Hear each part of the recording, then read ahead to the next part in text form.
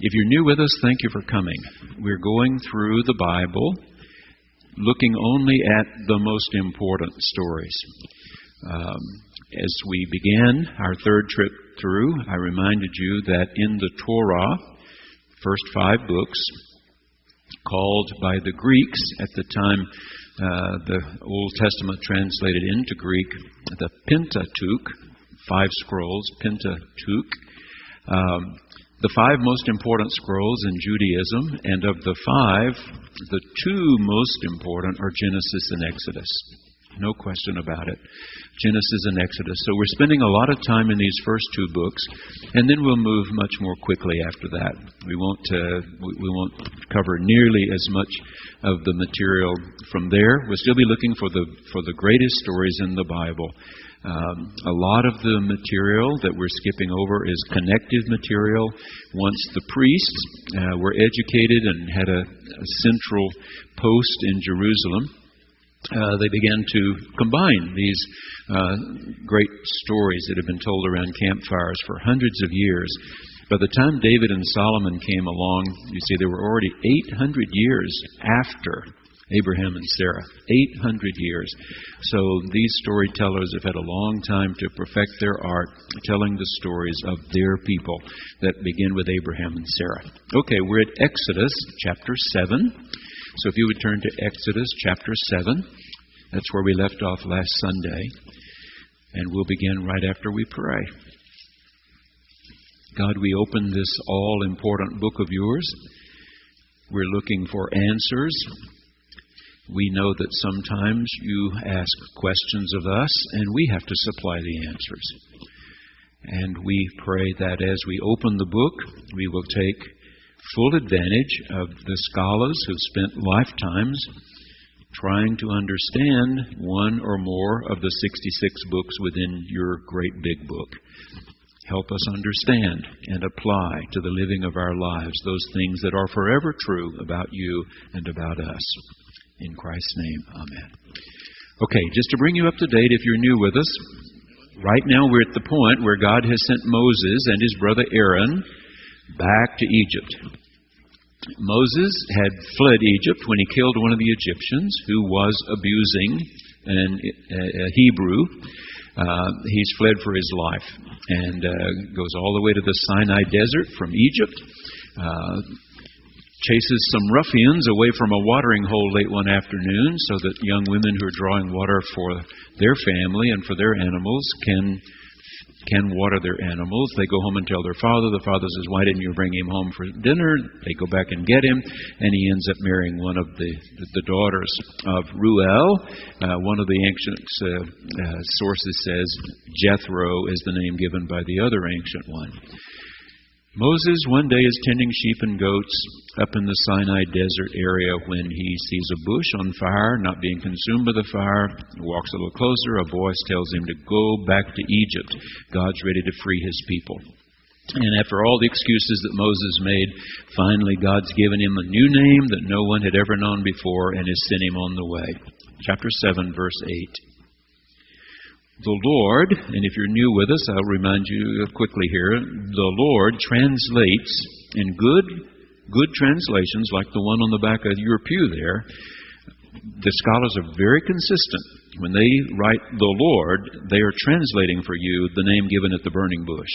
When they write God, they're translating the oldest name that the Hebrew people had for God, which was El or Elohim.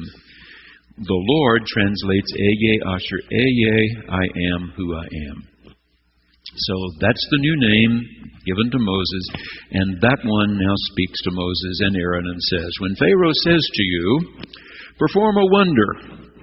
In other words, why is Pharaoh going to listen to you? Because I'm going to do things that will startle him. And however many it takes, I will keep visiting plague upon him until he gets the point.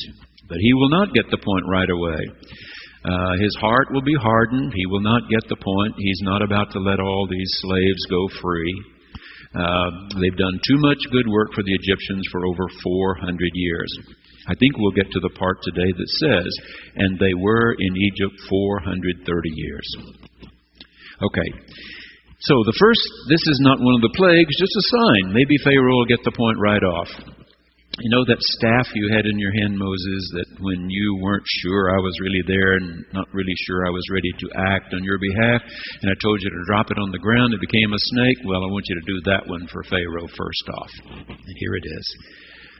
Take your staff and throw it down before Pharaoh, and it will become a snake. So Moses and Aaron went to Pharaoh and did as the I am who I am had commanded. Aaron threw down his staff before Pharaoh and his officials, and it became a snake. So Pharaoh summoned the wise men and the sorcerers of his empire, and they also, these magicians of Egypt, did the same by their secret arts. Each one threw down his staff, and they became snakes. And then, first sign, Aaron's staff ate all theirs. You see that? So his snake ate all of theirs. Even so, Pharaoh's heart was hardened, and he would not listen to them, as the I am who I am had said. He's not going to listen with this first one. We're just trying to get his attention here to start with. So, verse 14. First plague. Then the I am who I am said to Moses, Pharaoh's heart is hardened. He refuses to let the people go. So go to Pharaoh in the morning. Skip to verse 16. Say to him, the I am who I am, the Elohim of the Hebrews, sent me to you to say, let my people go, so that they may worship me in the wilderness. Wilderness? Always think in the Bible, desert. Wilderness in the Bible is desert. And so the people are wanting to go home. And they were a desert people. They had lived in the land of Canaan. And the northernmost part gets rain.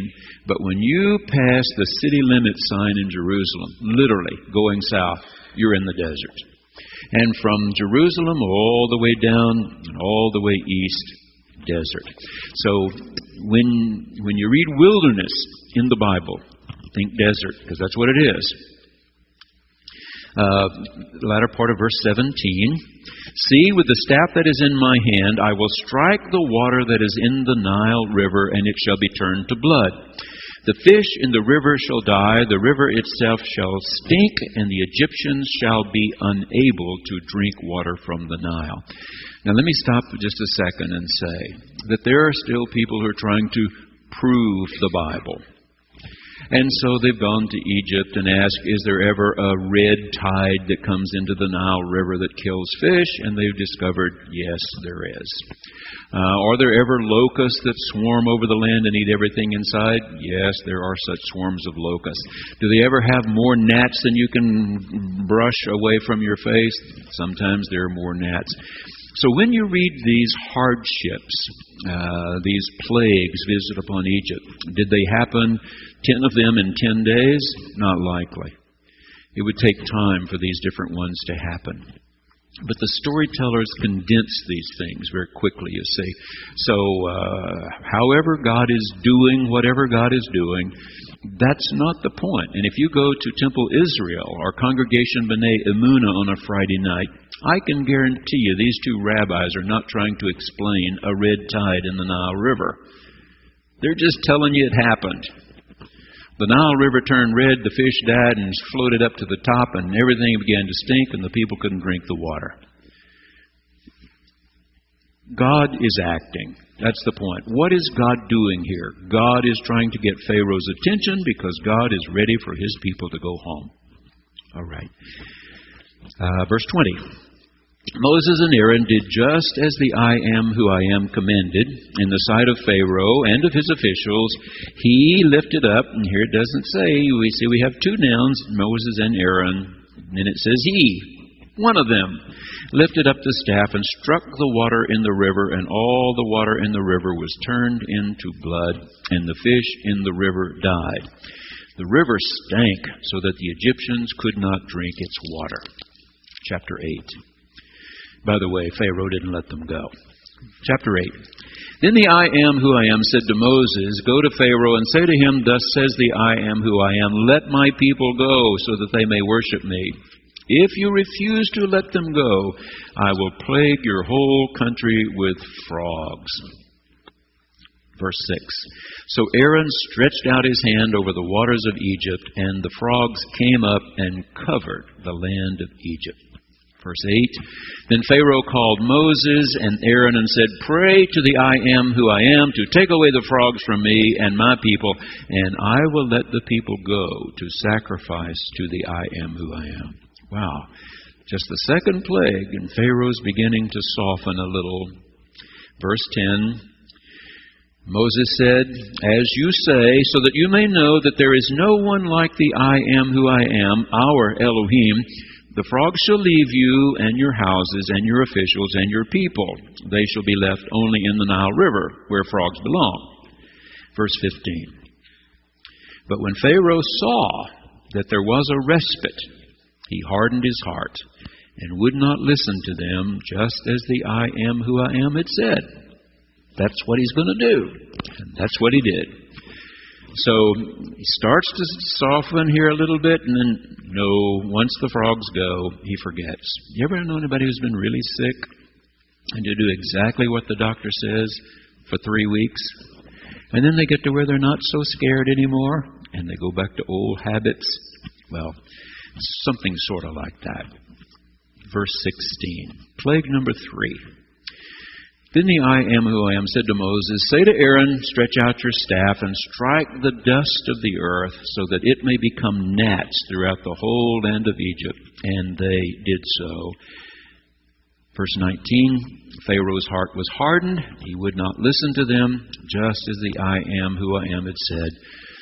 The gnats didn't get it done. Fourth plague, verse 20. Then the I am who I am said to Moses, Rise early in the morning and present yourself before Pharaoh as he goes out to the water. Everything seemed to have taken place at the Nile River. And say to him, this is the latter part of verse 21, I will send swarms of flies on you, your officials and your people, into your houses, and the houses of the Egyptians shall be filled with swarms of flies. Verse 24. The Lord did so, and great swarms of flies came into the house of Pharaoh and into his officials' houses and all of Egypt. The land was ruined because of the flies. Verse 28. So Pharaoh said, I will let you go to sacrifice to the I am who I am, your Elohim, in the wilderness desert, provided you do not go very far away. I'll let you go a little way, not too far. I want to be able to see you. If that's all you want, to go worship your God in the desert, we got one pretty close by. Don't go far. Okay. Then Moses said, As soon as I leave you, I will pray to the Lord that the swarms of flies may depart tomorrow from Pharaoh. And so, guess what happens once the flies go? Verse 32, Pharaoh hardened his heart this time also and would not let the people go. Plague number 5, chapter 9. Then the Lord said to Moses, Go to Pharaoh and say to him, skip to verse 3, The hand of the I am who I am will strike you with a deadly pestilence. Your livestock in the field, the horses, the donkeys, the camels, the herds, and the flocks. Verse 6, On the next day, Yahweh, see, I switch names on you every once in a while. Remember that the shortened form of Eye, Asher, Eye, translated I am who I am, became in Hebrew what they call a tetragram. Okay? If you do serious reading in the Bible, you may see it like this.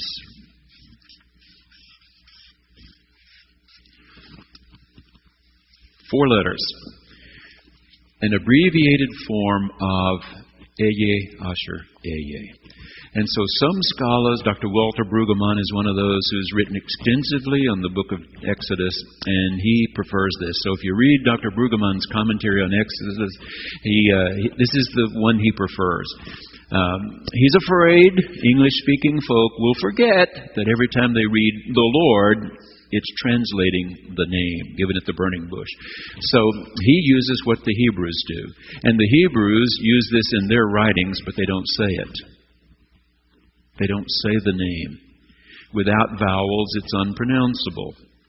And so if you go to the temple or the synagogue here in Tulsa on a Friday night, and you know you're always welcome, They're not closed to you. They're open to you. If you ever want to worship or go to a wedding, go to a bar mitzvah, bat mitzvah, you're welcome. If you're invited to those special occasions, but any Friday night, Saturday morning, you're welcome.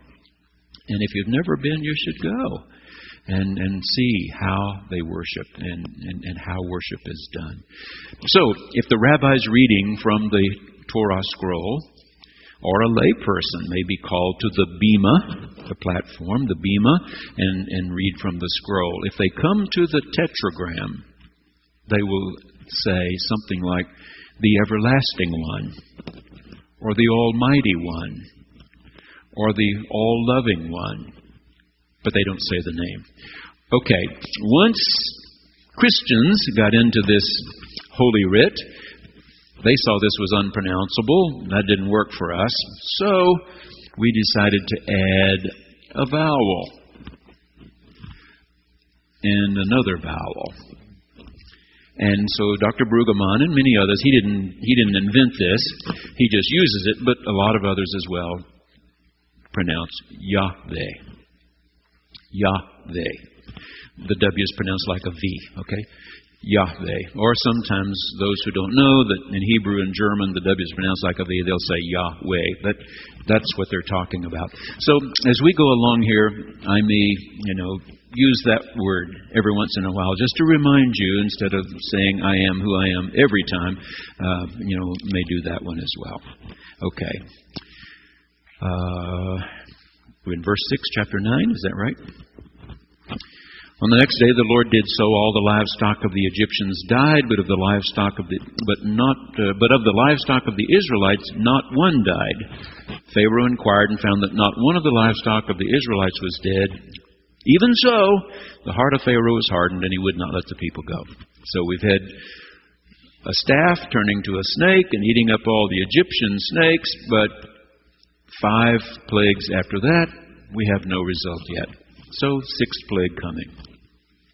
Verse 8. Then Yahweh said to Moses and Aaron, take handfuls of soot from the kiln, and let Moses throw it in the air in sight of Pharaoh. It shall become fine dust all over the land of Egypt, and shall cause festering boils on humans and animals throughout the whole land of Egypt.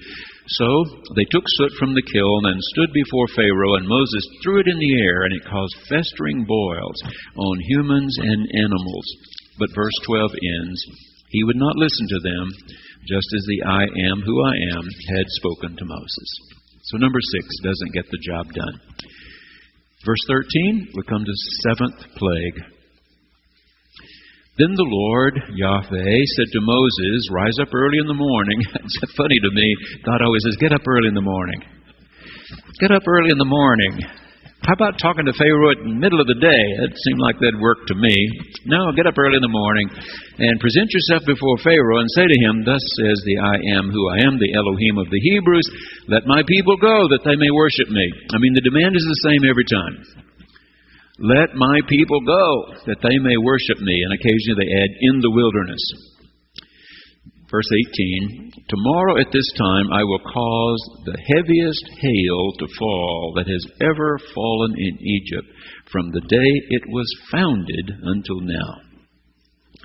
Verse 20, those officials of Pharaoh who feared the word of the I am who I am hurried their slaves and livestock off to a secure place. Those who did not regard the word of the Lord left their slaves and livestock in the open field. So the Lord said to Moses, stretch out your hand toward heaven so that hail may fall on the whole land of Egypt, on humans and animals and all the plants of the field in the land of Egypt. Then Moses stretched out his staff toward heaven, and the Lord sent thunder and hail and fire came down on the earth, and the Lord rained hail on the land of Egypt. There was hail with fire flashing continually, lightning, of course, is what he means here, flashing continually in the midst of it, such heavy hail as had never fallen in all the land of Egypt since it became a nation. Verse 26, though, notice, only in the land of Goshen. That's where the Jews live. It's just outside the capital city. All these slaves who've been there for over 400 years, they live in the little place called Goshen. Where the Israelites were, there was no hail. So Pharaoh summoned Moses and Aaron and said to them, he's getting a little more dramatic, "This time I have sinned. The Lord is in the right, and I and my people are in the wrong." Now, he's using the name that was given to Moses. "Pray to the I am who I am. Enough of God's thunder and hail. I will let you go. Stay no longer." Verse 34. After they call off the hail, thunder, and lightning, when Pharaoh saw that the rain and the hail and the thunder had ceased, he sinned once more and hardened his heart. He would not let the Israelites go, just as the Lord had spoken through Moses. He told Moses, this isn't going to get it done, but we got to keep building and building. The time will come when he will. Eighth plague starts in chapter 10, verse 3. So Moses and Aaron went to Pharaoh early in the morning, I'm sure, and said to him, "Thus says the I am who I am, the Elohim of the Hebrews, how long will you refuse to humble yourself before me? Let my people go so that they may worship me. For if you refuse to let my people go, tomorrow I will bring locusts into your country. They shall cover the surface of the land so that no one will be able to see the land. They shall devour the last remnant left you after the hail." I mean, remember how the hail beat everything into the ground? Well, if there's anything left, the locusts are going to eat it. Look at verse 7. Pharaoh's officials said to him, you see, they're getting the point quicker than the king is, "How long shall this fellow be a snare to us? Let the people go so that they may worship the Lord their God. Do you not yet understand that Egypt is ruined?" So Moses and Aaron were brought back to Pharaoh, and he said to them, "Go, worship the I am who I am, your Elohim. But which ones are to go?" So he's bargaining now. He's bargaining. "If you will do for me, I will do for you. Okay, I'm about to let some of you go, but which ones of you go?" And Moses is not about to have any part of that. He said, "We will go with our young and our old. We will go with our sons and our daughters, and with our flocks and herds, because we have the Lord's festival to celebrate." And Pharaoh says, verse 11, "No, never. Your men may go and worship the I am who I am, for that's what you're asking." And they were driven out from Pharaoh's presence. If you want everybody to go, well, then nobody's going. So the Lord said to Moses, "Stretch out your hand over the land of Egypt, so that the locusts may come upon it and eat every plant in the land, all that the hail has left." So Moses stretched out his staff over the land of Egypt, and the Lord brought an east wind upon the land all that day and all that night. East winds come off the desert,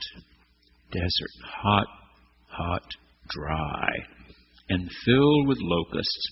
When morning came, the east wind had brought the locusts. Verse 15, "They covered the surface of the whole land so that the land was black. They ate all the plants in the land and all the fruit of the trees that the hail had left. Nothing green was left, no tree, no plant in the field in all the land of Egypt." So Pharaoh hurriedly summoned Moses and Aaron and said, we've been here before, "I've sinned against the I am who I am, your Elohim, and against you. Do forgive my sin just this once, and pray to the I am who I am, your Elohim, that at the least he remove this deadly thing from me." Verse 20, "But the Lord hardened Pharaoh's heart. He would not let the Israelites go." Then the Lord said to Moses, we're down to number 9 now, "Stretch out your hand toward heaven so that there may be darkness over the land of Egypt, a darkness that can be felt." Have you ever been someplace that's so dark you can feel the dark? Where's the darkest place you've ever been? I think the darkest place I've ever been was down in a cavern, like Carlsbad Cavern. Some of you have been there, or other caverns similar. I was just a boy the first time my family went on summer vacation to Carlsbad, New Mexico. And they kept, we were descending. And finally they said, "All right, everybody get a rock to sit down on and do not move." And they turned out all the lights.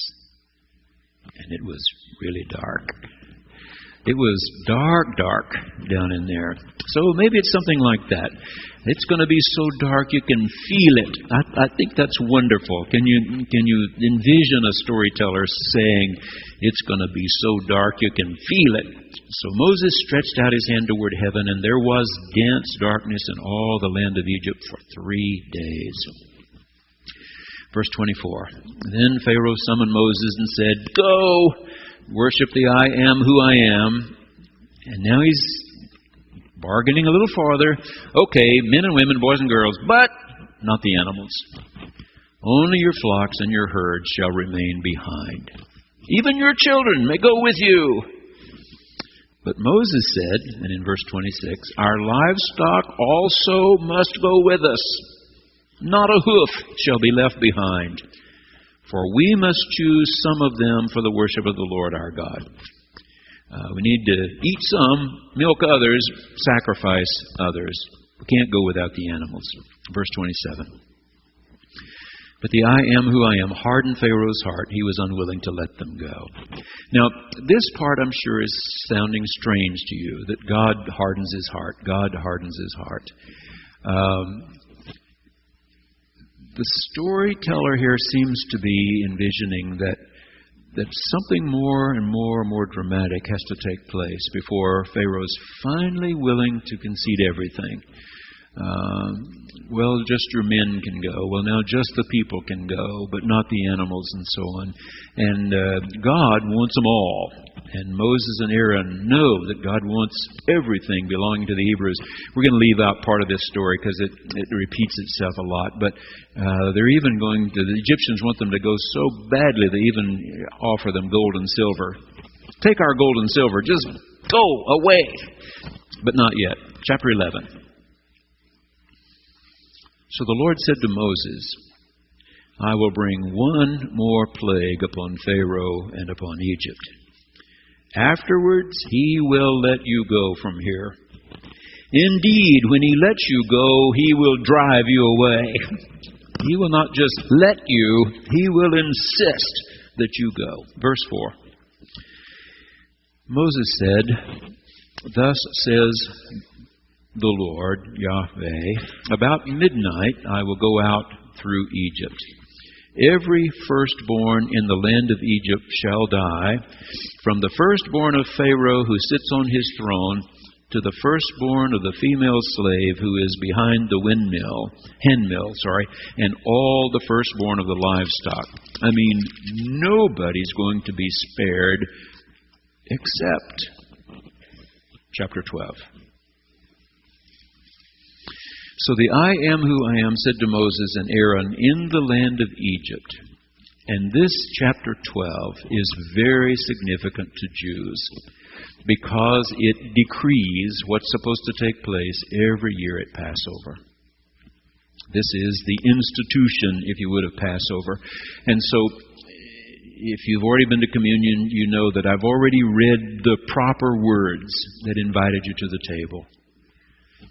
That our Methodist liturgy lifts right from the Bible these words of institution, they're called, that only one who's ordained in the United Methodist Church, only one who's ordained elder in the United Methodist Church can celebrate the sacrament of Holy Communion.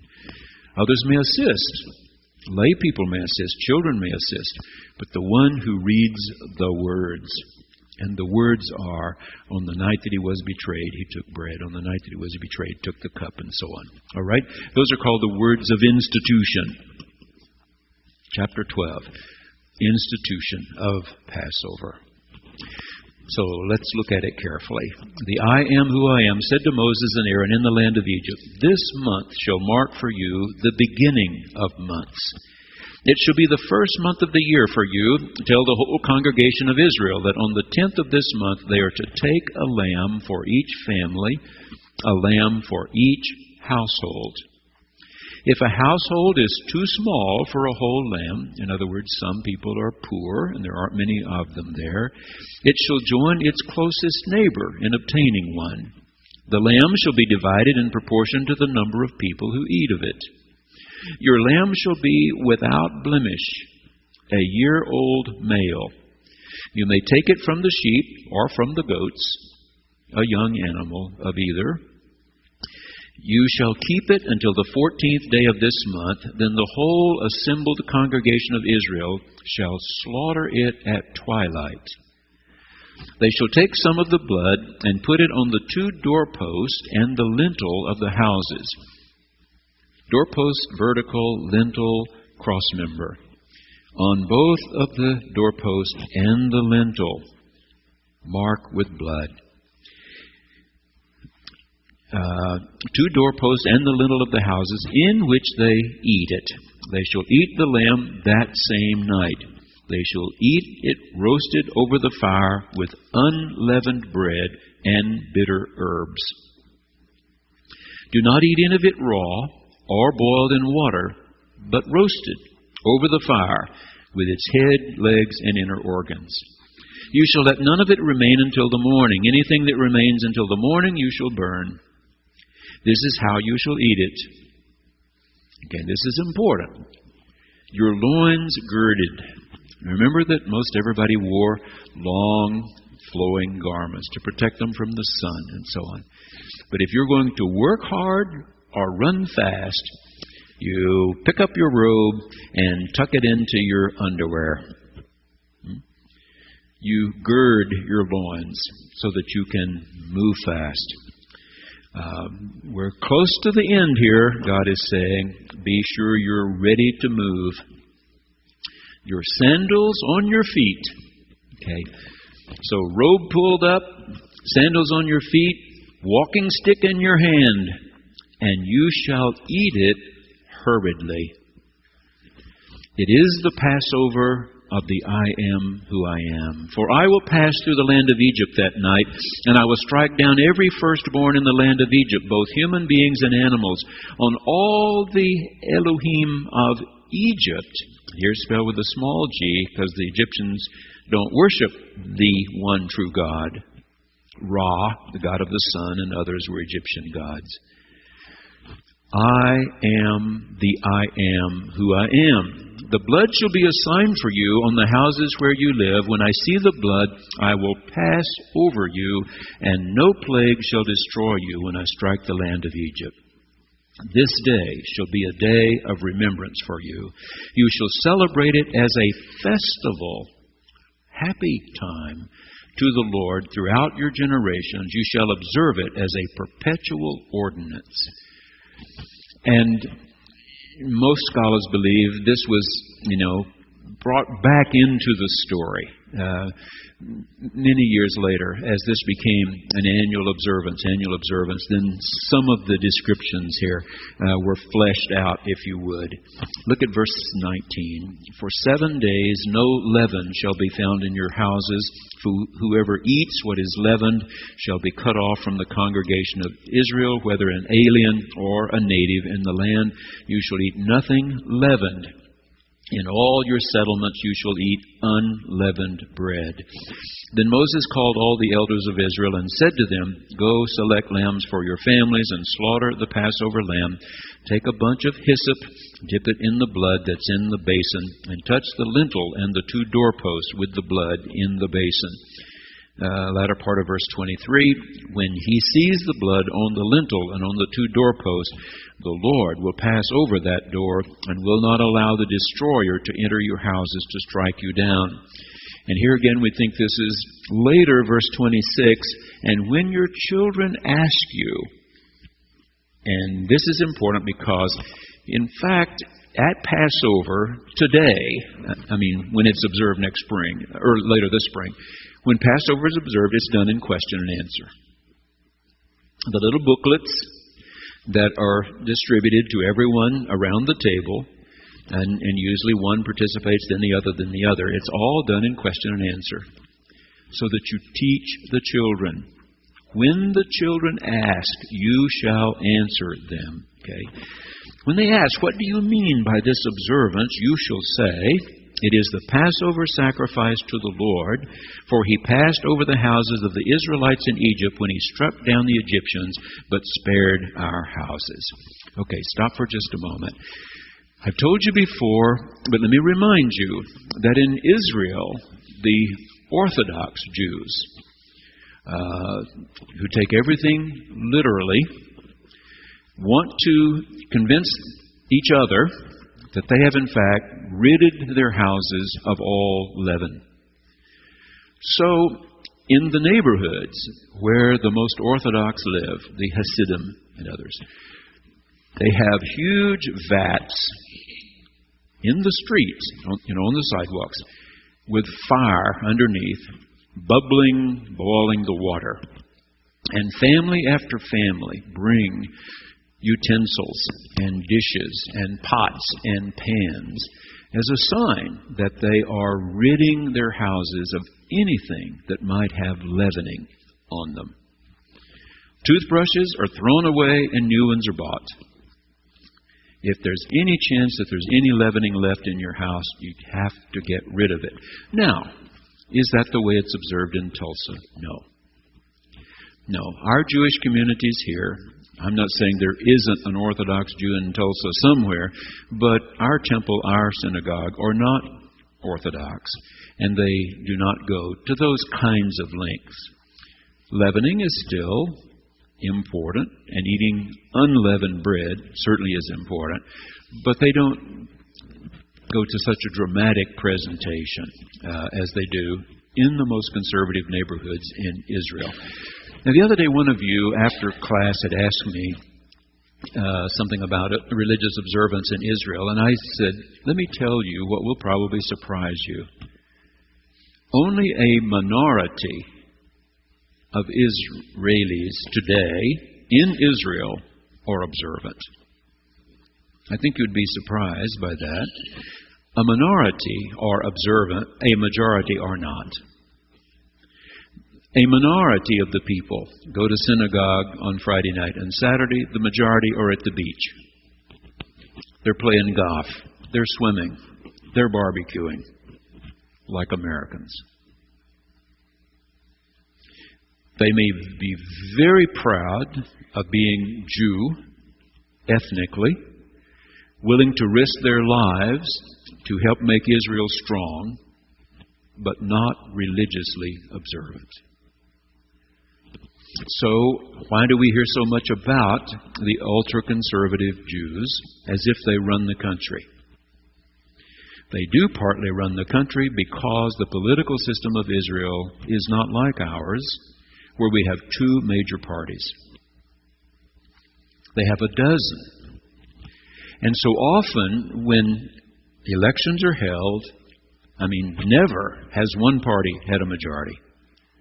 You have to build coalitions. So the one that gets the most votes starts trying to build a government. And to do that, you have to count up how many votes can you get from this group and this group and this group. And these ultra-conservatives stand back and wait. And then they may have only 4 votes in the Knesset. But those 4 votes determine which side has the majority. And for them to throw in on one side or the other, they expect concessions. And one of the concessions that was written up in the newspaper just a few months ago had to do with the elevators on Sabbath. When we've been in Israel, we've been 5 times. In all of the major hotels, even those owned by Americans, our first trip we stayed in the Jerusalem Hilton. The last time we were in the Hyatt Regency in Jerusalem. Even American-owned hotels, from Friday sundown till Saturday sundown, have one elevator that's designated Sabbath elevator. And these are for the ultra-conservatives again, the Orthodox, who believe that one should not even lift a finger to push an elevator button on the Sabbath, that it's work. So for 24 hours in the Hilton, Hyatt Regency, wherever you stay, one elevator there stops on every floor going up and every floor coming down for 24 hours. So you don't have to push a button. Now, if you're in a bigger hurry, you get on the other elevator and push the floor you want. Well, guess what? In the formation of the most recent government, Netanyahu had to do business with this ultra-conservative little handful in order to form the government, and they decreed that on Friday at sundown till Saturday at sundown, every elevator in every hotel in Israel will stop on every floor for 24 hours. So, when you and I read these things, we may get the idea they are a majority. They're not a majority. They are a very small minority. But they swing a big stick because whoever's in power needs that few little votes that they have. They have the balance of power so often. And they toss to the side that'll give them greatest concessions. So they are very vocal and very demanding, but a very small minority of people. Okay. So, in this country, how many of you have been through a Passover celebration, have participated in one? Well, several of you. We've asked Rabbi Sherman to come here more than once to do Passover in our church. And the only thing that he asks is that while he's here and leading us, nobody mentions anything about Jesus. I mean, he doesn't want to talk about Holy Communion at that point. He's come to teach you and me how to do Passover, not how to do the last night of Jesus' life before he was crucified. You understand? You can understand that. So, as long as we're willing to say, we will explain to our people how this relates to the last night of Jesus' life after you're gone or next week, but when you're here, please teach us what you will. Gail and I had the privilege of being invited to celebrate Passover in the Shermans' home with them. Their two sons were already away in graduate school. Both of them were studying to be rabbis. Their daughter Ruth was still in high school. Nancy's mother was there visiting for Passover. And so it was Rabbi Charles and Nancy Sherman, Nancy's mother, their daughter Ruth, Gail, and me. I knew what the basic parts of Passover were. I knew how to anticipate that.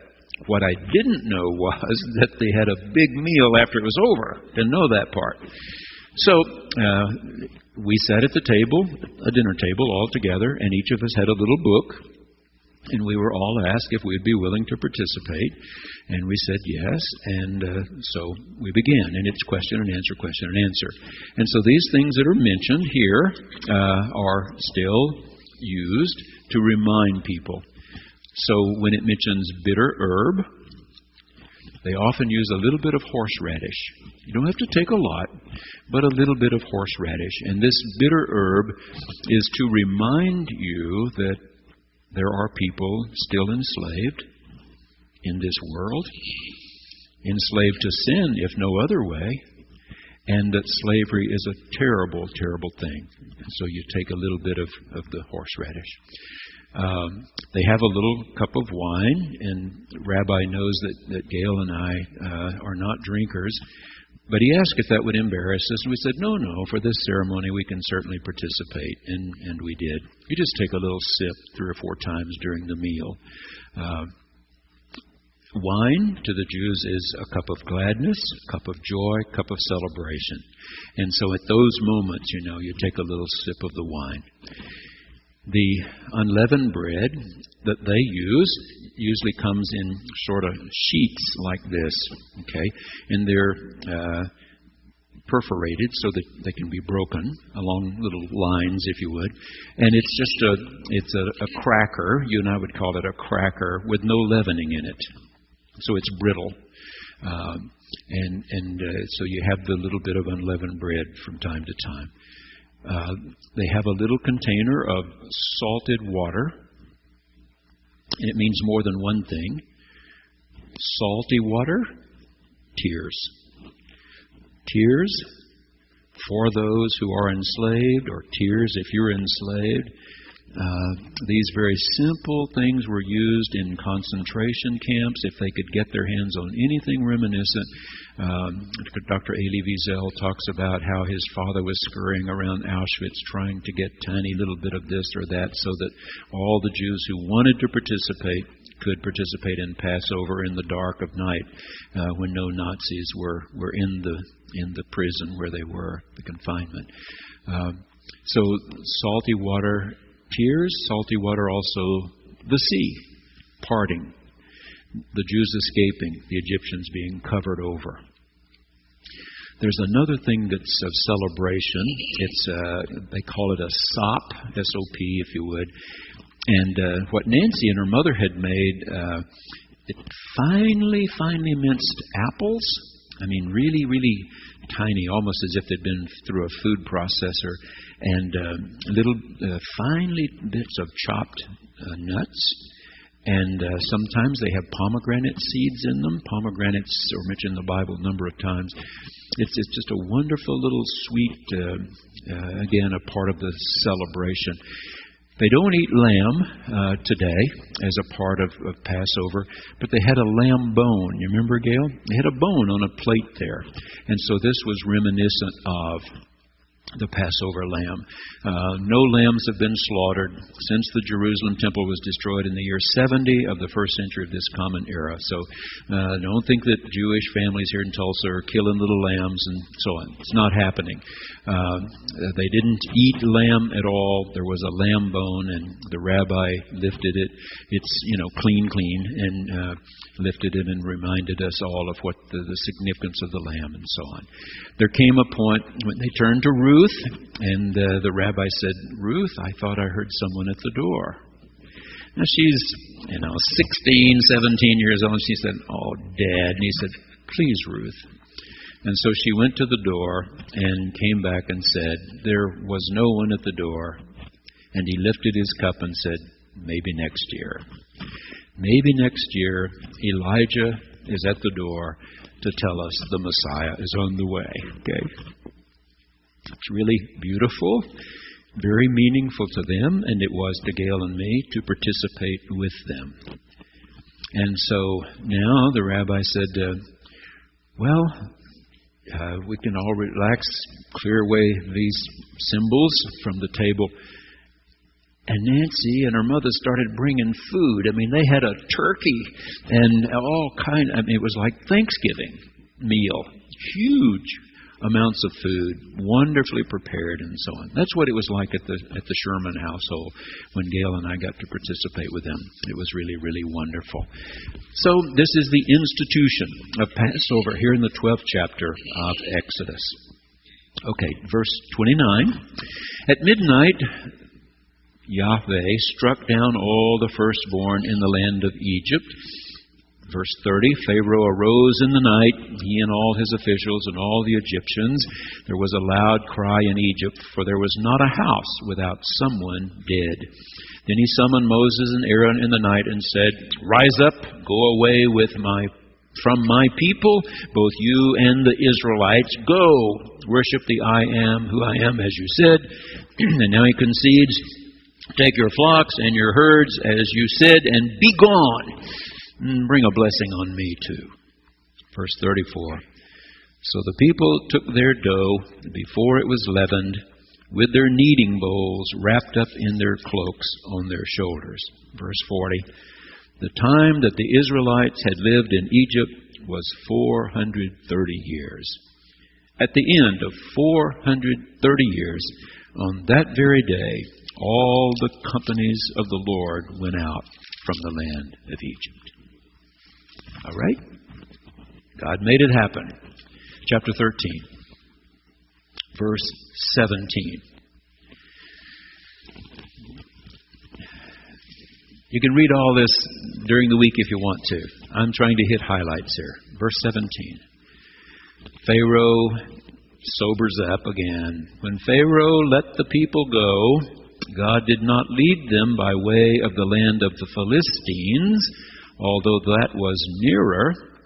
For God thought, if the people face war, right now, he means, they may change their minds and return to Egypt.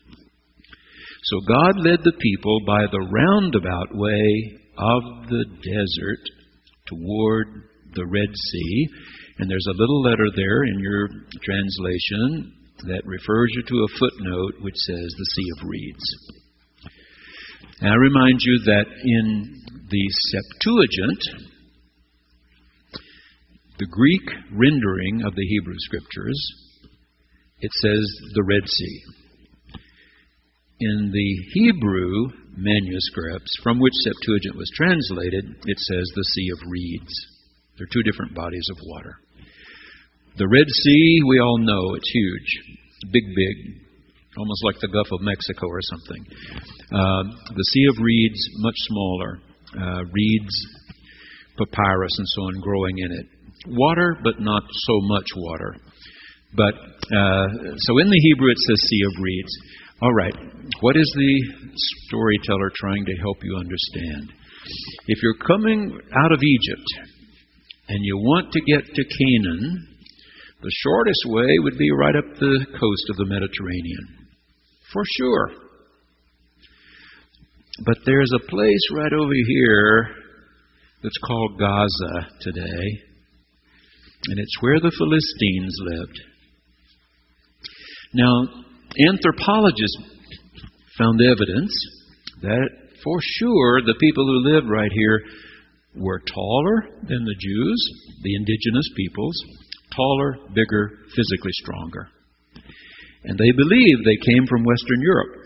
They came across the Mediterranean and settled right there. And they've been a problem to the Jews ever since. I mean, the Gaza Strip is the same place the Philistines lived at the time of Moses.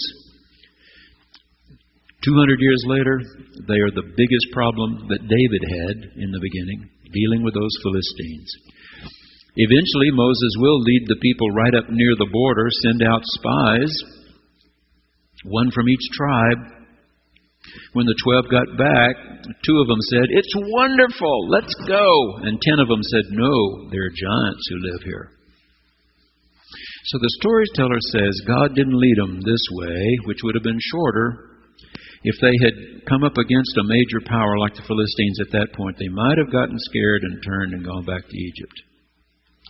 So instead, God sends them the long way. The long way.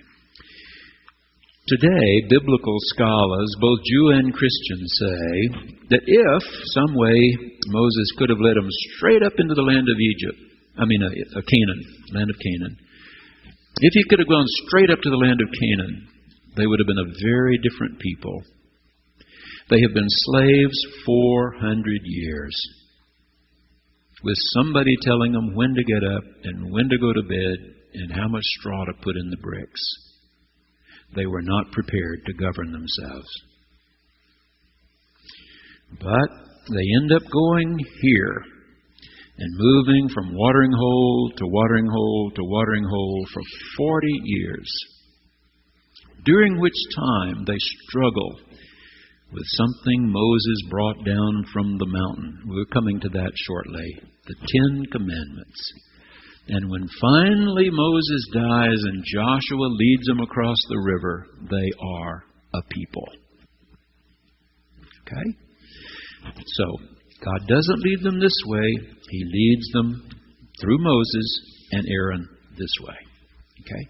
That's what the writer's trying to tell you here. Okay. Chapter 14, verse 5. When the king of Egypt, and of course their word for king was Pharaoh, was told that the people had fled. He only had to tell Moses and Aaron once, because remember, they've told the people, have your robes girded up in your underwear and your sandals on and your walking stick in your hand. And when Pharaoh says go, go. So they did. When the king of Egypt was told that the people had fled, the minds of Pharaoh and his officials were changed toward the people, and they said, "What have we done, letting Israel leave our service?" These are the people who've done our grunt work for 400 years. What are we going to do without them? Verse 7. So Pharaoh took 600 picked chariots and all the other chariots of Egypt with officers over all of them. 600 charioteers and all of their officers set out in pursuit of old men and women, little boys and girls, cows, goats, sheep. I've heard ancient scholars in their writings talk about what a horrible noise chariots make. They didn't have interstate highways. And when that many horses pulling that many chariots are coming over the ground, you can hear them, you can feel them coming. Okay. Verse 10. As Pharaoh drew near, the Israelites looked back, and there were the Egyptians advancing on them. In great fear, the Israelites cried out to the I am who I am. And the way they do that is to jump on Moses, of course. They said to Moses, "Was it because there were no graves in Egypt that you've taken us away to die in the desert?" Of course there were graves for 400 years. I mean, were there not enough graves already? What have you done to us, bringing us out of Egypt? Is this not the very thing we told you in Egypt? Let us alone. Let us serve the Egyptians. It would have been better for us to serve the Egyptians than to die in the desert. But Moses said to the people, "Do not be afraid. Stand firm and see the deliverance that the I am who I am will accomplish for you today. For the Egyptians whom you see today, you shall never see again. The I am who I am will fight for you, and you have only to keep still." Then the I am who I am said to Moses, "Why do you cry out to me? Tell the Israelites to go forward." No going back now. Go forward. "Lift up your staff and stretch out your hand over the sea and divide it, that the Israelites may go into the sea on dry ground." Verse 19, the messenger, angel, is a word in Hebrew and Greek that is used in other contexts as messenger of God, who was going before the Israelite army, moved and went behind them. And the pillar of cloud moved from in front of them and took its place behind them. It came between the army of Egypt and the army of Israel. And of course, Israel was no army. It was a ragtag bunch of people who'd been slaves all these years. And so the cloud was there with the darkness, and it lit up the night. One did not come near the other all night. Understand? If these charioteers had come rushing down onto all these men, women, children, they would have just slaughtered them.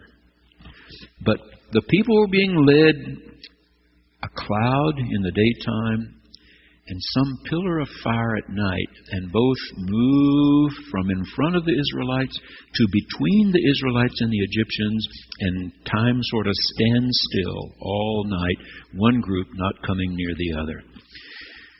Then, very early in the morning, I'm sure, Moses stretched out his hand over the sea. The I am who I am drove the sea back by a strong east wind all night and turned the sea into dry land, and the waters were divided. The Israelites went into the sea on dry ground, the waters forming a wall for them on their right and on their left. The Egyptians pursued and went into the sea after them, all of Pharaoh's horses, chariots, and chariot drivers. At the morning watch, the I am who I am and the pillar of fire and cloud looked down upon the Egyptian army and threw the Egyptian army into panic. He clogged their chariot wheels so that they turned with difficulty.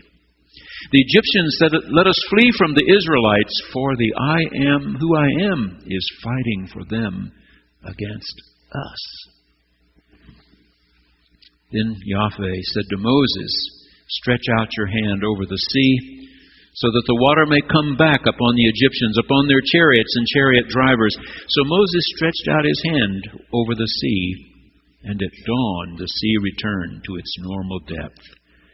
As the Egyptians fled before it, Yahweh tossed the Egyptians into the sea. The waters returned and covered the chariots and the chariot drivers, the entire army of Pharaoh that had followed them into the sea. Not one of them remained.